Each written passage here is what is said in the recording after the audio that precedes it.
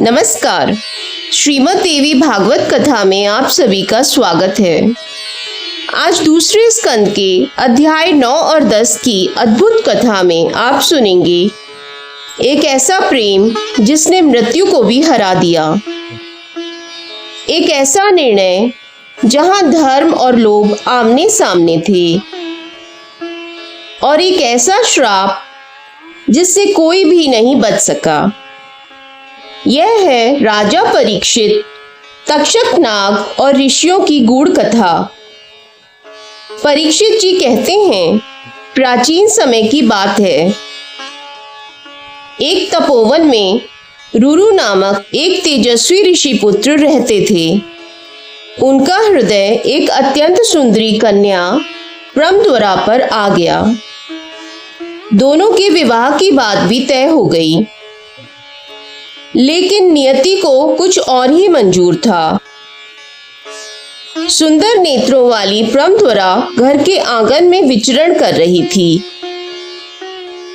तभी एक सर्प ने उन्हें डस लिया और देखते ही देखते उनका शरीर प्राणहीन हो गया। चारों ओर शोक छा गया। रुरु का हृदय टूट गया। वे विलाप करते हुए बोले, हे विधाता, यह मेरे साथ ही क्यों हुआ?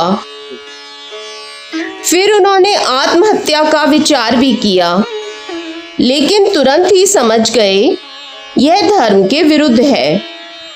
तभी उन्होंने संकल्प लिया, यदि मेरे पुण्य सच्चे हैं तो मेरी प्रिया जीवित हो जाए। उनकी भक्ति से प्रसन्न होकर देवदूत प्रकट हुए और बोले, यदि तुम अपनी आधी आयु दे दो तो प्रमद्वरा पुनः जीवित हो सकती है। रुरु ने बिना एक क्षण गवाए अपनी आधी आयु दे दी और चमत्कार हुआ। प्रमद्वरा पुनः जीवित हो उठी। दोनों का विवाह हुआ और प्रेम ने मृत्यु को पराजित कर दिया। परीक्षित जी कहते हैं, इसलिए शास्त्र की यह सम्मति है कि सम्यक प्रकार से उपाय कर लेना चाहिए। प्राण की रक्षा के लिए मणि, मंत्र और औषधि का विधि पूर्वक उपयोग करना उचित है। समय बीतता गया। राजा परीक्षित को एक ब्राह्मण के शाप से 7वें दिन सर्पदंश से मृत्यु निश्चित हो चुकी है, यह सुनकर कश्यप नामक एक महान ब्राह्मण राजा को बचाने के लिए निकल पड़े। उन्हें अपने मंत्र बल पर पूर्ण विश्वास था। रास्ते में उन्हें एक वृद्ध ब्राह्मण मिला, जो वास्तव में तक्षक नाग था। तक्षक बोला, महाराज, आप इतनी उतावली के साथ कहां जा रहे हैं?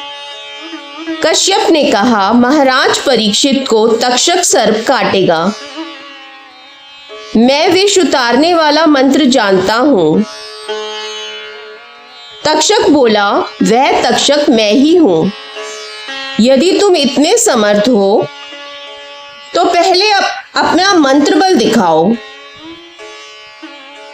तक्षक ने एक विशाल वट वृक्ष को डस लिया और वह वृक्ष तुरंत जलकर राख हो गया। कश्यप ने शांत भाव से उस राख पर मंत्र से अभिमंत्रित जल छिड़का और वह वृक्ष पुनः हरा भरा हो गया। यह देखकर तक्षक भी चकित हो गया। तब उसने कश्यप को धन का प्रस्ताव दिया। अब कश्यप के सामने कठिन प्रश्न था, धर्म या धन? उन्होंने गहन विचार किया। यदि मैं राजा को बचाऊं तो यश मिलेगा, यदि धन लेकर लौट जाऊं तो निंदा होगी। लेकिन जब उन्होंने ध्यान किया तो उन्हें ज्ञात हुआ राजा की आयु पूर्ण हो चुकी है। अब मृत्यु टल नहीं सकती। यह जानकर कश्यप तक्षक से धन लेकर लौट गए। उधर राजा परीक्षित ने अपने चारों ओर कड़ी सुरक्षा कर रखी थी। 7 मंजिला महल, चारों ओर पहरेदार, मंत्र और औषधि की व्यवस्था। कोई भी अंदर प्रवेश नहीं कर सकता था, लेकिन मृत्यु को कौन रोक सकता है। तक्षक ने एक योजना बनाई।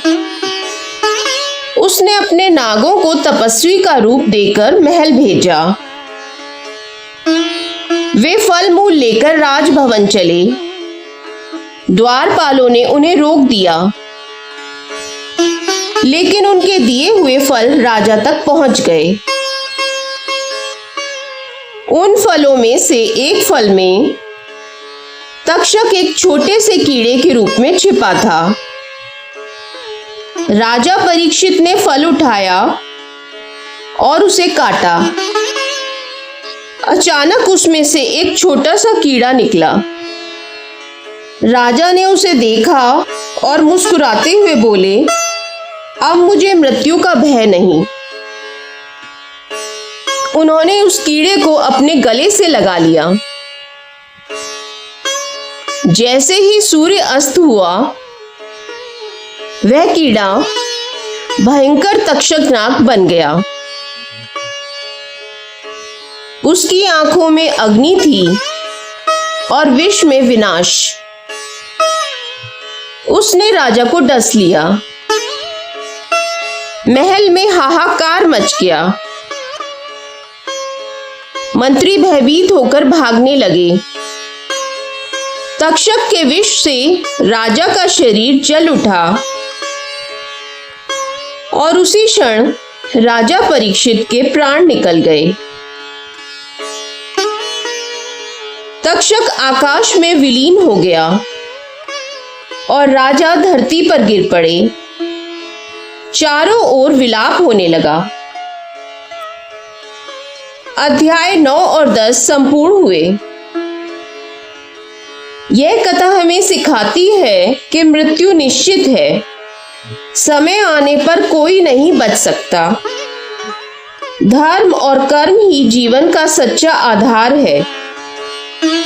अगर आपको यह वीडियो पसंद आया हो तो वीडियो को लाइक करें, शेयर करें और चैनल को सब्सक्राइब जरूर करें। जय माता दी।